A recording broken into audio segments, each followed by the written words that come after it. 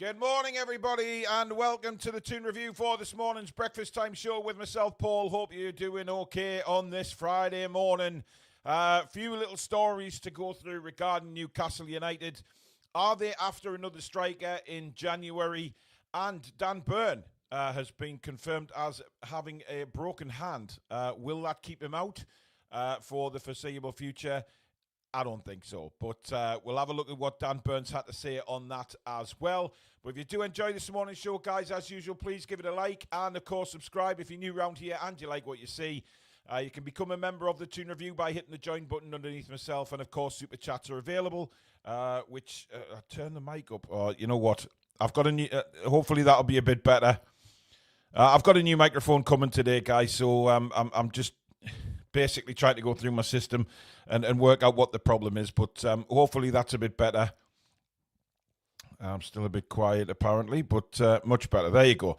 I do apologise for that, folks. I don't know what's going on with my sound system right now. The whole thing, I've had to get new sound cards and graphics cards and all sorts, and I've got a new microphone coming today, so hopefully that'll make and a new mixer coming, so hopefully it'll work itself out. I don't know what's going on. I don't know whether it's the StreamYard service that I'm using.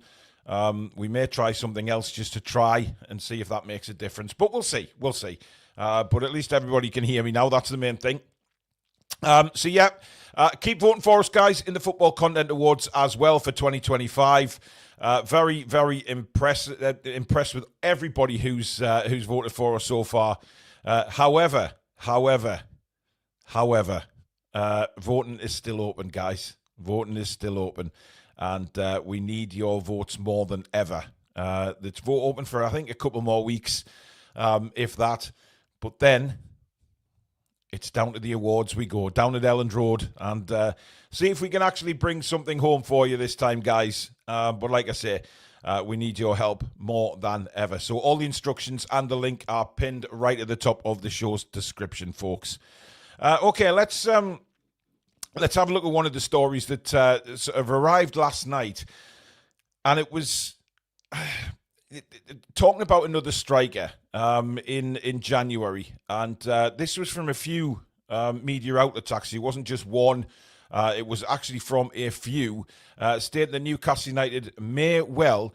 Yes, you can, Susan. You can vote more than once. Just go back, clear your cache, and go in again. Basically, if you look at the situation that's coming up in January with Whissa, we don't know if he's going to go to the African nations. Now, I think Newcastle United, looking at another striker, could well be in case Whissa goes to the African nations, because we'd have to pay a lot of money, and it's Alexander Sorloth that we're after, apparently. Now, he is, without a doubt, without a shadow of a doubt, a hell of a talent. He started this season with a bang. He's played 7 games in La Liga, 2 goals already. And last season, 35 matches in La Liga, 20 goals with 2 assists. So this guy knows where the net is. There's no doubt about that. He's 29, I think, now, Sørloth. So he's not a spring chicken by any stretch of the imagination. But this depends on Whissa. In my opinion, this all depends on what Whissa's going to do. Is he going to stay? Is he, because there was that story came out last week, of course, that Whissa himself had said that he wants to really focus on Newcastle United. And if that's the case, then I said last night, I said on a few shows that I don't believe that Whissa will go to the African nations. I think he'll pull out of the competition and dedicate himself to Newcastle United, Champions League football. He wants to get in the sort of reckoning for the first team, because he's got to get back, he's got to get fit again, he's got to get match fit. That's going to take time. So by the time I think that Whissa gets to match fitness, the African nations is here. And that's a problem straight out, because he could, in theory, get fit, go and play in the African nations and get injured again because he's not match fit. So there's a lot of complications ahead for Newcastle United and for Whissa himself. I think he's got a big decision to make with AFCON. Samsonite Dove says that the AFCON starts January the 3rd. So if he goes, That means he's out half of December too. Yeah, because, let's be honest here. I think people are focusing on the start date for the African nations. Now, yes, there's a start date, but you've got to get prepped for it. The teams will be meeting up a couple of weeks beforehand to train and get ready for the competition. So we're not getting anything out of Whissa if he goes to the African nations. It just won't happen. So I do genuinely believe that Whissa will stay and he won't go to the African nations. Warren says, bloody hell, we're getting someone to cover. I know, it's crazy, isn't it? It's absolutely crazy, the situation that we find ourselves in. But look, it's not like we didn't know that Whissa was going to play in the African nations. I think Newcastle and everyone else was well aware that Whissa would be going to the African nations. No doubt about it. So, everyone, this isn't a surprise to anyone. This isn't a surprise to Newcastle that they've got to maybe go out and find somebody else to help Big Nick, because he's going to be playing a lot of games. And if we're still involved in a lot of cup competitions after Christmas, the games are coming thick and fast. They're coming thick and fast again after this international break. So, there's a lot of football still to be played this season. And we need a squad. We need a big squad capable of coping with all the games. We can't put players in positions, where they're playing three games in 7 days and things like that on a consistent basis without a little bit of rotation. And that's why Eddie's built the squad to what it is now, because we need that rotation within the squad. But I'm not really sure that Sorloth is the answer. A 29-year-old, is he really going to want to leave Atletico Madrid when he's playing so well for them at the minute and he's scoring goals? He destroyed Real Madrid a couple of weeks ago. He was absolutely huge in that game. So I'm not sure that, Simeone's going to look at that and think, nah, we can't let him go to Newcastle in January because Atletico may be well pushing for the league title. So they're not going to let one of their top strikers go. I just cannot see this deal happening. But it's interesting to me that Newcastle United are reported to be actively looking for another striker come January. And I think they need a decision out of Whissa sooner rather than later. I'm sure that Eddie Howe's already had conversations with him, and it's interesting that Whissa has said in the press that he owes Newcastle. That's a big indication for me that he's not going to go to the AFCON.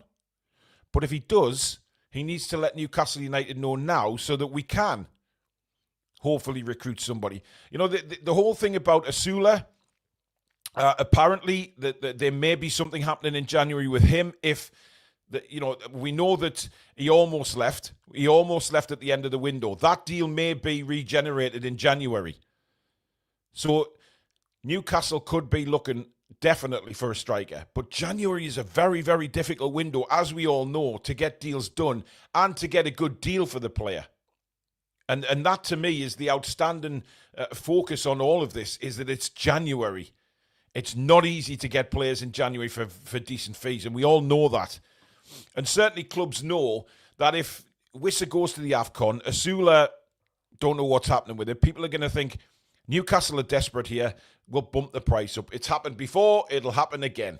And we put ourselves in a bit of a pickle again. Edward, I agree. I think we'd be mad to sell Asula at this point. And look, I've said many times I'm still unsure of Asula. I'm not sure he's going to be a Premier League striker. I hope he proves me wrong. I hope 100% he proves me wrong. I don't know. We'll have to wait and see. But I just hope he proves me wrong. A couple of super chats. Samsonite Dove says, need to correct myself. It was the round of 16 that is January the 3rd. AFCON actually starts December the 21st. Well, that's even worse, isn't it? Because, 21st of December, so you're looking at a couple of weeks for the teams to get together, start their training camps. I just can't see Whissa going. If he really means what he said about, own Newcastle United, then he stays. Warren says, if Asensio is not available for cover, he's mint. I'm not sure what's happened to Asensio. Somebody in the chat might know where he's gone or if he's still at PSG. I don't know is the answer to that. I know he had a very successful time with Villa. back end of last season, came in on loan and did really well. Certainly, I mean, Asensio's been linked with us in the past. 2 or 3 years ago, we actually did a transfer show where we covered Asensio. So it was a possibility that he would come to Newcastle, but that fizzled out. That never actually happened. I just think maybe if we are going to turn to a striker, is Sorloth the kind of answer? Because he's a giant, just like Voltemade. Do we need somebody different?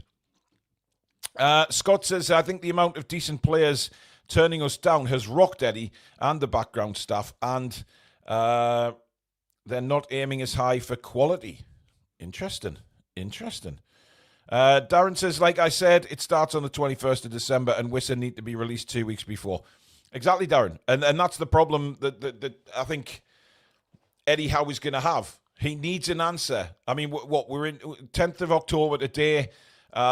Yes, there's a little bit of time before he has to make a decision. But I think for the benefit of maybe Newcastle United and his country, that Whissa would need to make a decision on that and say, look, I am not going to be 100% fit to go to the AFCON. I am staying at my club. So that could be the excuse he uses. Apparently, Asensio went to Fenerbahce, so there you go. Kevin says it probably rocked us a bit at the start, but it definitely makes you more determined to make it right and prove people wrong. Without a doubt. But I would imagine that Eddie's already had the conversations with Whissa. But Sorloth, I don't know. He's a very, very good player. Don't get me wrong here. He's played for Villarreal, Real Sociedad, Leipzig, obviously Norwegian international. So he's got the experience. He's very, very experienced, actually, and has scored goals wherever he's gone. I just don't think Sorloth is the answer for us. But Graham says to me, Whissa should pull out of the AFCON. If I'm being openly honest, I agree. I really do agree. I think that Whissa should pull out of the AFCON. He's given all indications that he's going to because of saying things like, I owe Newcastle. Newcastle is my number one priority. I don't think he would have come out and said that if he wasn't meaning, being the priority of Newcastle United for the instead of the AFCON. I don't think he would have said it. So I'm pretty confident as I sit here now. And this is just my opinion, guys. This hasn't come from anywhere. This is just my personal opinion as a fan. I think he stays at Newcastle and doesn't go. And it takes away the pressure to bring in another striker. Because I think Whissa probably understands now that we signed him for a lot of money. He's been injured. And then he goes to the AFCON. So we're not going to see him till, if he does go to the AFCON, we're not going to see him for Newcastle really till sort of end of January, beginning of February. That's not really making Newcastle United your number one priority. But I think given the injury, given the money we've paid, I think Whissa's looking at this and thinking, yeah, I need to dedicate my time to Newcastle United. And I think it's a very brave move because, you're pulling out to playing for your country. And, you could upset a lot of people back home. But I think if you're a football fan, you kind of understand it if Whissa does pull out. Is it Whissa's choice? Can he actually say no? I'm sure the nation can make him come. I don't know what the situation is. And I don't know whether conversations have already taken place, of course. We might not be, we're certainly not going to be privy to that. So if conversations have taken place with regards to Whissa going to the AFCON, they may have already happened. We may have already spoken to the Football Association of who he plays for, and we'll see. We'll just wait and see. Magpie 50 says, think we are going to have to trust what Whissa has said, but we do still need another striker in January. Well, Asula's a strange one for me because, he almost went. And it was PIF that decided to pull the plug on it and don't let him go. And looking back, that was probably the right move, of course, with Whissa getting injured. But I think if we get a decent offer for Asula in January, I think they would honestly look at it. Kev says, my son has just done his MCL like Whissa and Tino, and honestly, it's a nasty injury. He couldn't bend his legs for the first 2 weeks. It really does need time, and we have to be careful bringing them in. Which is why I said earlier on, it's going to take a lot more than just, he's fit. because he's got to get fit. He's got to get match fit. It takes time. We've seen it with players coming back from these kind of injuries, that they're not just going to be thrown straight into the lion's den. It's going to take time. And I'm sure Whissa will want to play for Newcastle United more than anything. Can Whissa refuse to go to the AFCON if selected? Thought FIFA would ban him for the period of the tournament. Seem to remember something similar with Matip. I don't know. We'll have to read into it and see what the issue is. But like I say, Newcastle may well have already spoken to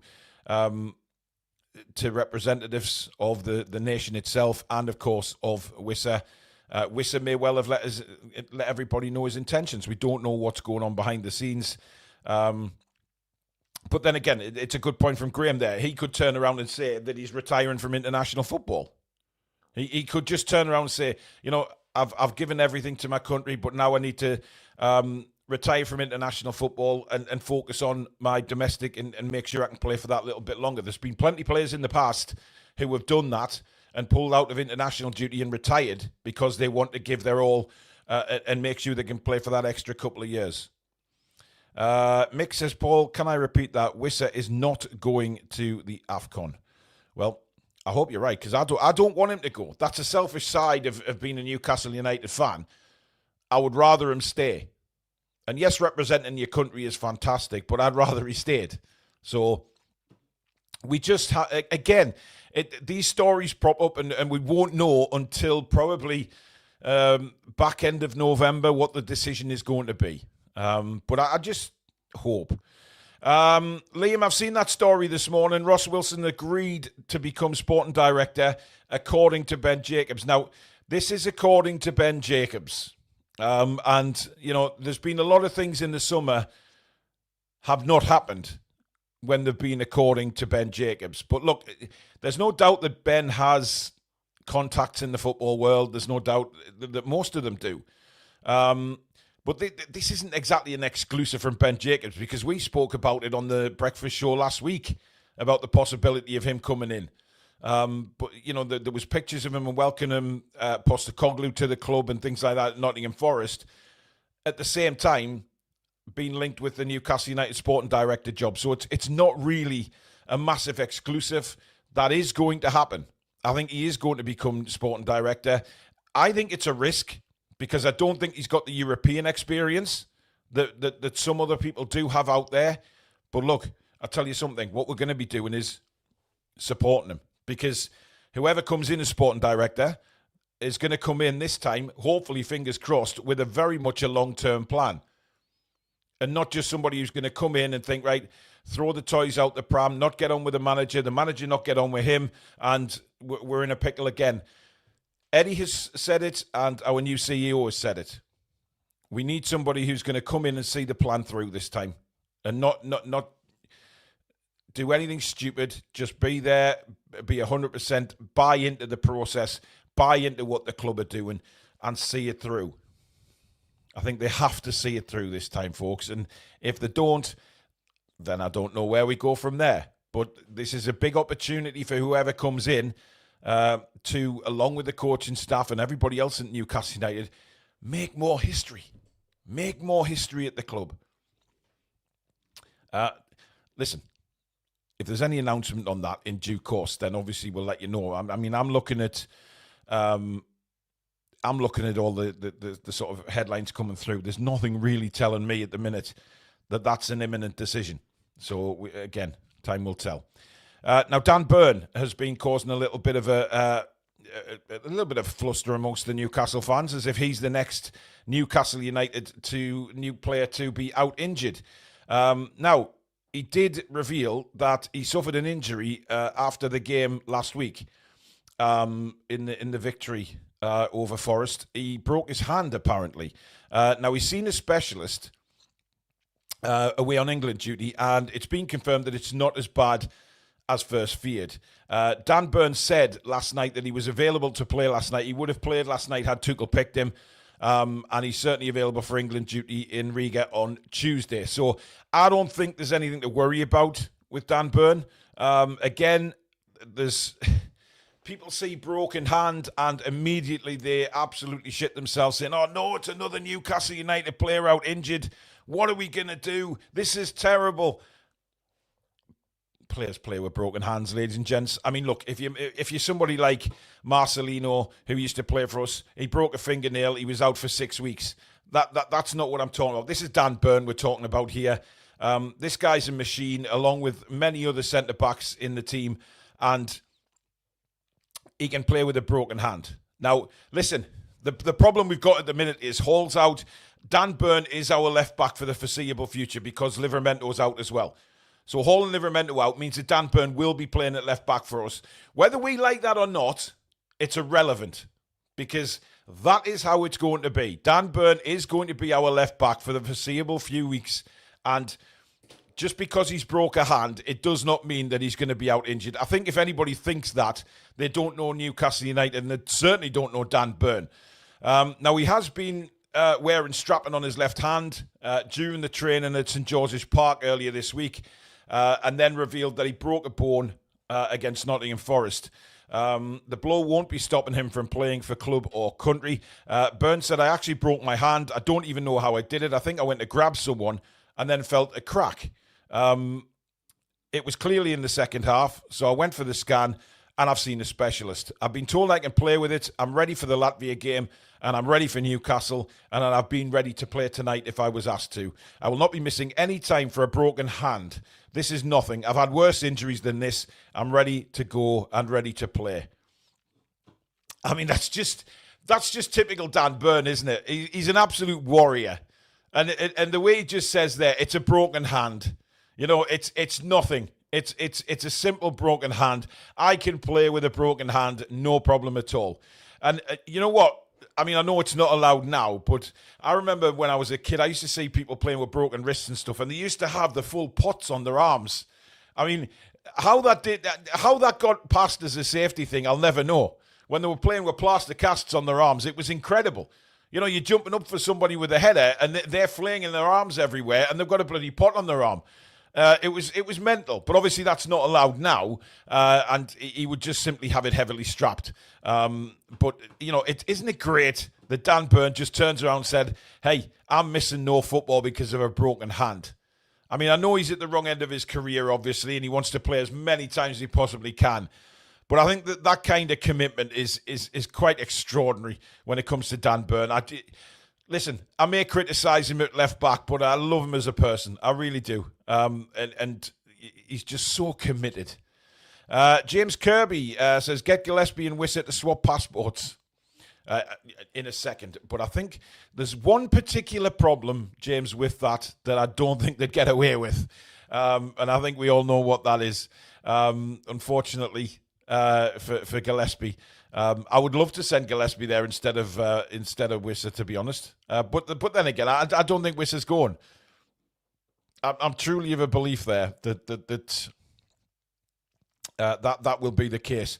Now, our favourite rat who moved to Liverpool in the summer has confirmed that he's had no contact with Eddie Howe since he moved to Liverpool. Now, I'm kind of scratching my head here and say, why is that even a story? Why would Isak be in contact with Eddie Howe? Why on God's earth would Eddie Howe want contact with him after stabbing him in the back and putting Eddie through hell? Why on earth would Eddie Howe want any contact with Alexander Isak?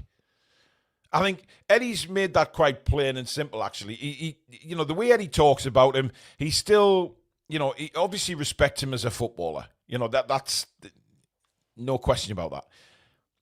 But as a person, as a man, there's no way that Eddie Howe feels the same way. And you know what? I just think all these journalists are hanging on to this thing with Isak for some strange reason, that they have to bring up little stories every now and again about Isak and talk about him in a way that really is crazy, because he's a Liverpool football player now. Why? Eddie Howe basically said when he left that he's only concentrating on even when Isak was on strike, I'm only concentrating on who is at the club right now. So why on earth would Eddie want any contact with him anyway? He's a fucking rat. and we don't like them. Now, it has been revealed as well that Malik Chow was there was a possibility that he may have signed for Bayern Munich at one stage in his career, but he has come out now and defended his mate, Nick Woltemade. Now, of course, good morning, Mr. Rummenigge, as we always say on this show. I hope you're well.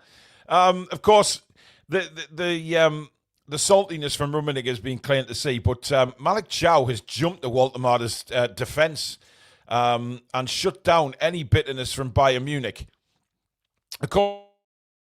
etc. But this is what Chow had to say. He says, I think it was a really good start for him. I think he made it way easier for him because he's a great player. There's now no discussion about that. I think he already showed it as well, but he knows about that. But of course, if you've got the number 9 tag, you have pressure on your back. So we have to score. And now he can just play his game and show the people what he can do for this club. And I think everybody here around this club would be really, really happy for him, really happy with his performances. That's his main strength, his footwork. I never saw one before who could do that, but they couldn't. But he is amazing. I guess the intensity, we talked about how intense the Premier League is. Last weekend in the Arsenal game, that was very physical, an intenser battle as you get anywhere playing against that Arsenal backline and against Gabriel. I think at one point he practically clipped around the face. It was so physical. So, listen, he also goes on to say that, you know, the disrespect that he's been shown from certain parts of Germany is disgraceful. And we all know it is. This guy is a German international and shouldn't be spoken about the way he is by certain representatives of German clubs. But all Woltemade can do, and Chow made the point in that interview, is say, look, hang on a minute. He's gone out there and all he's doing is his best. That's all he can do. And if it's not good enough, then it's not good enough. But he's made a fantastic start, and he looks like a player who is going to cause all sorts of problems for Premier League defenders and European defenders when we play in the Champions League. You know, it's basically obvious. You can see it. You can see the talent that he's got. He will not be worried now about what Karl-Heinz Rummenigge and everybody else says about him. He will focus on very much the positives, what Eddie Howe has said about him, what his fellow teammates have said about him, and he'll just get on with the job. Apparently, you know, if you listen to Eddie Howe, he's a fantastic guy. He loves playing for Newcastle. He's settled in really well. He's getting on with everybody at the club. I mean, what more is it to say apart from that is fantastic, you know? But listen, just carry on the way you're going, Nick, and you will be absolutely fine. Now, what did everybody make of Anthony Gordon's performance for England last night? I watched the game and I thought Gordon did very well. I thought he was excellent, especially first half. He was making things happen for England. And similar to what he's been doing for Newcastle in the last couple of games, you know, he was taking players on, he was cutting inside, he was causing all sorts of problems. And I think, you know, credit to Tuchel for picking him, because he could have left him out for Rashford and said, you know, Rashford's playing well and playing better than him at the minute, but he's done very well the last 2 games. And I thought Anthony Gordon played really, really well for England last night. And that is a massive boost to Newcastle United. And I hope, you know, there's no doubt, I'd say I hope, but I know Eddie Howe will have been watching the game and he'd have been delighted with what Gordon offered last night. I just hope he works on his finishing. And Dan, yeah, the exact time I said that, he's class, but then can't hit a barn door. He needs to improve on his finishing. That to me, he's got it in his locker. And we've seen that against the likes of Man City when he's cut inside and finished really well. But I just really want him to score, you know, from open play like some of you are saying. He needs to work on his finishing. If he had the finishing of a Barnes, then I think Gordon would be unstoppable. I genuinely do. But if anything about Anthony Gordon's game now that he's improving game to game, let's just see, you know, work on his finishing. Take that to the next level, and we may well have an absolutely fantastic player there. Because Thomas Tuchel obviously loves what he gets from Gordon. He loves how he plays the game. And I think he's got the same love from his club manager as well, Eddie Howe. They both love what he does. He either goes down the byline or he cuts in, and he can bring players into play. How many times last night did he set up opportunities, by cutting in, rolling the ball across the 18-yard box? And there was times where Elliot Anderson got the ball and thinking, just smash it first time, mate. But I think that will come with experience for Elliot, to take the shots when he's got the opportunity. But they were all provided by Anthony Gordon. And, the work rate from Gordon was superb. And I think it was a really great game for him. I genuinely think that he's now maybe got over that little hump. Hopefully, he played like a number 10, Baz, in the second half. He was used as a number 10. But look, the opportunities are there now for Anthony Gordon. He's just got to keep his work rate up and keep progressing, keeping that confidence and keep going. And I think we'll see a wonderful Anthony Gordon for the season. But time will tell. Tony A says it's very selfish to hope that Whissa doesn't go at the AFCON. Playing for one's country is the greatest honour an athlete could attain. God, I think it's King Charles talking to me there. Yes, I agree. Playing for your country is the pinnacle. But when you haven't been fit and your new club has bought you for an awful lot of money, given your age, I think you owe that club. And listen, he's played for his country. He's done his job for his country many, many times. But, there's got to be a bit of give and take. I don't think it's as simple as just saying it's the highest anybody can attain, because it is. And we all know that. Anybody that's played any sport that's represented the country, it is the pinnacle. I did it in ice hockey. I represented England, Great Britain. It is the pinnacle. But at the same time, he also feels like he owes Newcastle United. And I think selfish is a bit too strong of a word. Newcastle United, as Geordie Dan's just said there, Newcastle United is this guy's bread and butter. And he has to concentrate on that bread and butter before anything else because of what's happened. If he'd been playing throughout the season and scoring a few goals, etc., then I don't think, we wouldn't look at the AFCON as something as negative as we do now. Yes, it would be a blow to lose him. Of course it would. But at least we'll have seen him play for Newcastle United. And he's got a lot of caps, as Choppy said. I don't know if it's 100 caps, but he's played a lot of times for his country. He's done his job. He's done his diligence for his country. But club level is very, very different. But there you go, guys. That is the morning news. Thank you very much for tuning in. We are back tonight with an old school TTR Friday, as there's no football at the weekend. We're going to take a look at all the stories. We're going to have a good laugh tonight as well. So, get ready for some adult humour. If you are easily offended by adult humour, then it won't be the show for you.